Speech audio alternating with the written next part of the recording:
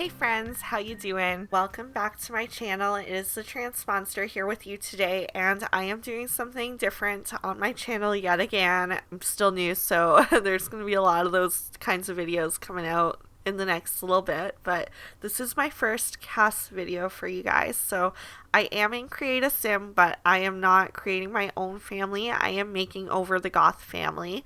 And so here is the queen herself, Bella Goth, an idol, an icon, the star of the whole family. And anyway, I thought it would be fun because I wanted to actually build another garden district inspired home from New Orleans. And the neighborhood in Willow Creek that I'm doing that in is the neighborhood that the Goth family lives in. So I thought I would put a twist on the garden district style and make it all dark and moody, which I don't typically see when I'm looking up reference photos. It's very much lights and florals and very airy and bright and beautiful and classy, which not to say that the Goth home won't be, because the Goths are beautiful and elegant and classy, but it's gonna have the blacks and the reds that we know this family for.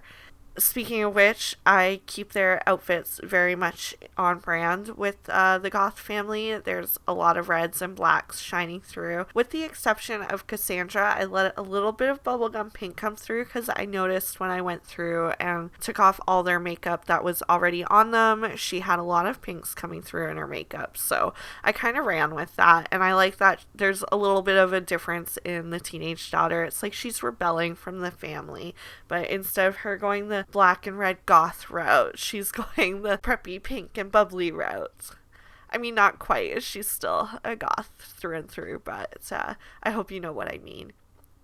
And Bella Goth, I went with some short hair for a change. Typically, I picture her with these long, luscious, beautiful locks, but I like how simple and elegant the short bob looked. And for her everyday wear, I also went kind of on the more simple side. There's no dress or skirt for her outfit, but I think it's very much put together with the jewelry and makeup that she has. And then this formal dress is so elegant. I think the only outfit I have Bella Goth in that doesn't really have red is going to be her athletic wear, and even then I've got the maroon shoes. I tried so hard to get red in the leggings, but none of them were doing it for me, so I gave up and went with black. Oh, and then I did the same for her nightwear too, but I don't think that's that much of a big deal. And then for her party wear, I wanted to really make it dressed up, but not so much so that it outshines her formal wear. So I think the dress that I picked was very fitting. If you're missing anything now, at the end I am going to flip through all of their finished outfits for each of the four Sims. So don't worry, don't feel like you have to go back and watch it again, because you'll get your chance at the end to see it. And then I actually felt a little out of the box using like this light beige white color for the skirt. I guess it kind of matches the everyday outfit that I picked with the light pants, but it just felt like I should have had more black. The summer outfit felt too light for me. I don't know why the everyday one doesn't, but that might just be a me thing. And then I struggled to find a coat. I like to try and keep the pants the same as the everyday and the cold weather as much as I can, but I struggled to find a coat that matched, so I just stuck her in the sweater from Cottage Living. I think it's fine. It's just her cold weather outfit. The outfit I actually struggled with the most has to be Mortimer Goth's everyday wear. It just felt like I had no options, because this family is known for being in a suit, and the men are all these businessmen, CEO types that have all this money, so it felt like he still needed to have somewhat of a suit. But the suspenders, I don't know, it just looks like he took his jacket off for the time being. And then I did give him some hair, because he is an old man in The Sims 4, or at least an older man, and it felt like he needed to be a little hairier. And then this party outfit, I secretly leave those knee-high socks, because I think it's kind of funny to know that Mortimer Goth is walking around with these socks up to his knees under his dressy pants. I also stuck him in a Speedo for his nightwear, because I thought that that would be the kind of underwear that this man wore. And then when I got to his swimwear and saw he was in a Speedo, like, just as is. I thought, yes, I called it right. But I did give him a little bit more coverage for the beach because I feel like Bella would be like, honey, wear something more. No one wants to see that. Your pale legs walking around. No, that's mean. But Mortimer is not a peach himself. He's got his own baggage and secrets. I also didn't really like his hot weather wear.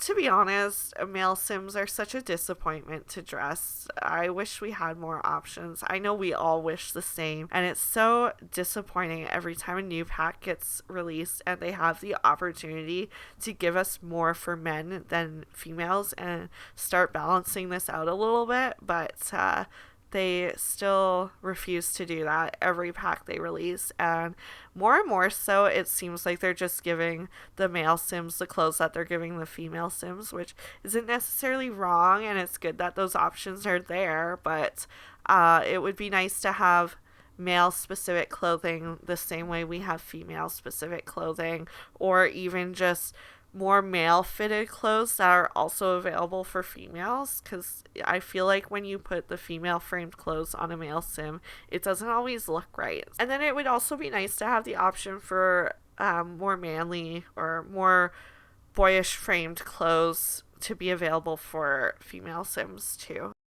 I think Cassandra Goth was probably my actual favorite to remodel.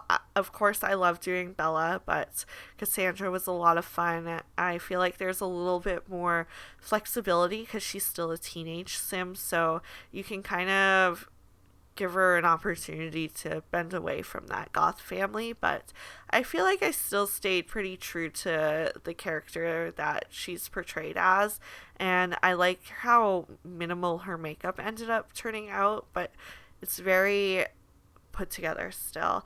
I also found out very recently that in the face paint category under makeup that there's a few options I didn't even know existed, because I always just assumed that category was like all the other Sims games where it's literally just clown makeup that you can put on your Sims, but there's actually a highlight option for the bridge of the nose and a couple other parts of the face, and then there's the sunscreen strip down the nose, and then the one with it on the nose and under the eyes that I never knew was in this game, so I was so pleased to find that. I used both of them actually. It's crazy when I realize how much content The Sims actually pushes out and how much time I spend mostly building that I don't even notice all these small features of the game, so it's kind of nice to find every once in a while.